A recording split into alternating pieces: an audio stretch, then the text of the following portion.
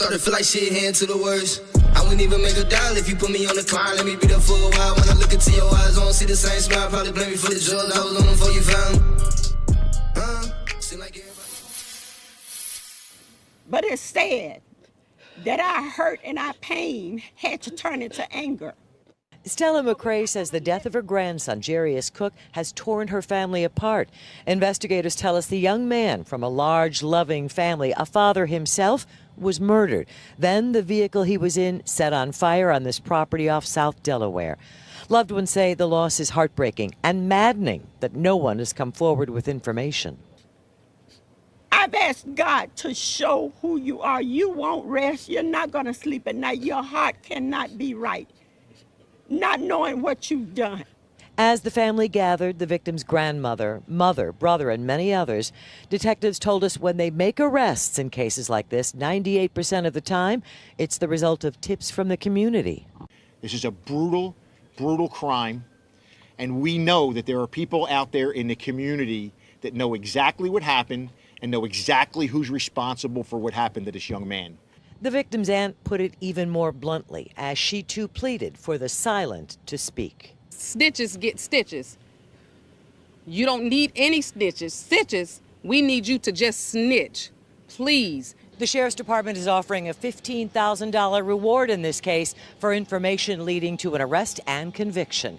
In Volusia County, Claire Matz, WESH 2 News. New at 4, investigators now say they know who is responsible for the death of a young man who was found inside a burning car in March. News 6's Lauren Korn is following this investigation and the 3 people who are now facing charges months later. We prayed, we cried, and we prayed some more. And we got just what we asked for from the Lord. The Volusia County Sheriff's Office and State Attorney's Office announcing on Friday the arrest of 3 people, including a teen who they say brutally murdered 21-year-old Jarius Cook back on March 19th. This was absolutely a senseless, horrific murder of a young man who had so much of his life ahead of us. Authorities say 23-year-old Zachariah Sanders, 18-year-old Frederiana Grimes, and 17-year-old Cameron Lane robbed Cook and shot him multiple times before his car was set on fire here along South Delaware Avenue. They were friends, and Jarius trusted everybody. Authorities offered reward money for information, but say it was good detective work that nabbed the trio. However, Sheriff Mike Chitwood says this case is only partially solved. The other half of this investigation is who set him on fire, who burned the car, and who did that to Jarius. Cook's mother pleaded for witnesses to come forward and to think about the young son he left behind. Because he has to grow to not know his father. We just ask for help. The state attorney's office says Grimes and Lane were already in jail on attempted first-degree murder charges unrelated to Cook's case. We are praying for them because we are a praying family, and we're praying for those who are in custody, but we still want a conviction. In DeLand, Lauren Korn, Getting Results, News 6. Hey, yo, what's good? It's your boy, Matt B, a.k.a. Piff. Welcome back to the channel. Thank you for checking out another video. If you're new to the channel, please hit that subscribe button, hit that like button, tell me what you think about the video down below. Please comment and tell me what you think about the video down below. Feel free to share this video as well. And if you disagree with what I say by the end of the video, feel free to hit that dislike button. Don't matter to me. YouTube don't pay me anyway. So I just wanted to come on here, man, and give my thoughts and spread this message. I heard about this story back in March, and I was hoping, you know, that these guys, whoever had done this to this young man or whatnot with this promising future, I was hoping that they had got caught. And so 7 months later, you know, here we go. We finally got some type of arrest pertaining to this case. So my condolences go out to this young man's family and you know, to his young child that now has to grow up without a father. And I just wanted to say, man, to a lot of people that's out here saying that, you know, we're being convicted and all types of stuff at a high rate, of other races or anything like that. I just wanted to show that this is a prime example of, you know, what's not being taken care of in our neighborhood. And there's young savages like this right here. And the funny thing is, man, these guys, the two of the guys, they're actually kids, man. Like, you know, haven't even lived a full life, haven't even had the opportunity to prosper in this world. But as we see at early ages in their life, what path they decided to take. And so I'm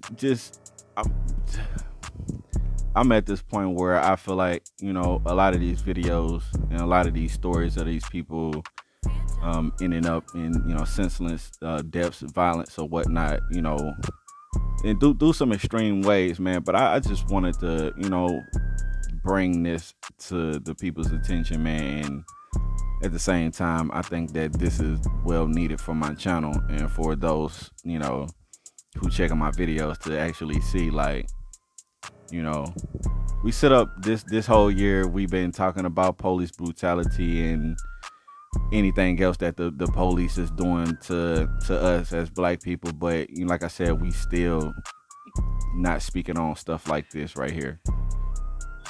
And I was just thinking, like, you know, as I was listening to both of the reports back to back or whatnot, and I was just thinking, man, wouldn't nothing like this go on, man, if the fathers was in the home? If those two boys actually had their fathers inside the home, I think that, you know, they wouldn't have made no, you know, I'm pretty sure they would have made better decisions and choices in life other than what they're getting into now.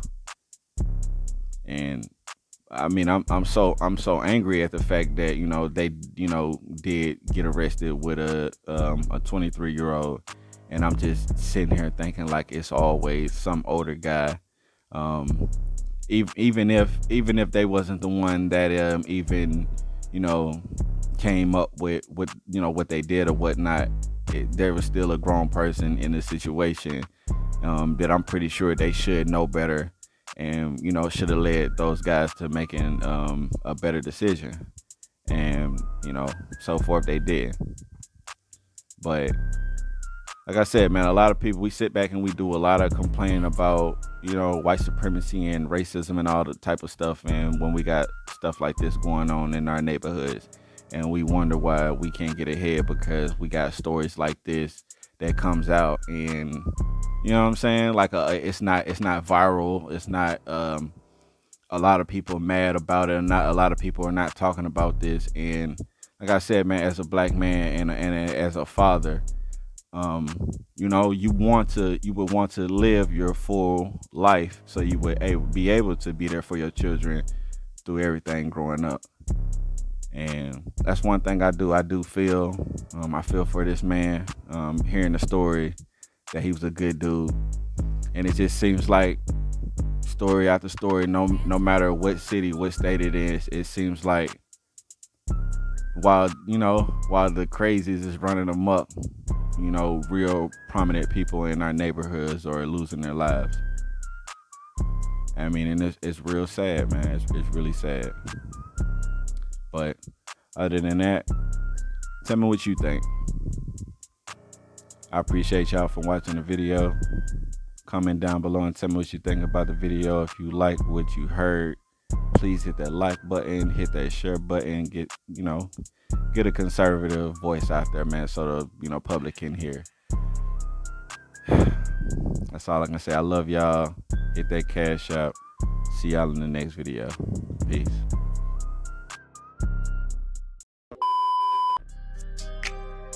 Started feel like shit, heading to the worst. I wouldn't even make a dial if you put me on the climb. Let me be there for a while. When I look into your eyes, I don't see the same smile. Probably blame me for the drugs. I was on them before you found me. Seem like everybody judged me, so I ain't worried.